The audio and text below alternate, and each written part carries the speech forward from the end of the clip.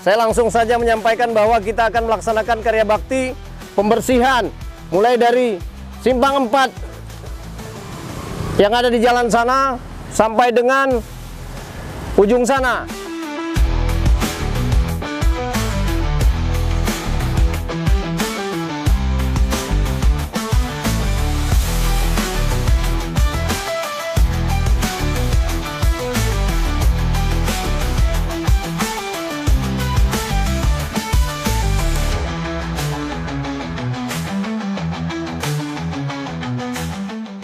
Assalamualaikum warahmatullahi wabarakatuh. Saya Mayor Infantri Hanafi Kasdim 0104 Aceh Timur beserta instansi terkait melaksanakan karya bakti dalam rangka Hari Juang TNI Angkatan Darat tahun 2024 di sekitar tempat pusat jajanan Kota Langsa yang beroperasi mulai dari sore hari sampai malam hari.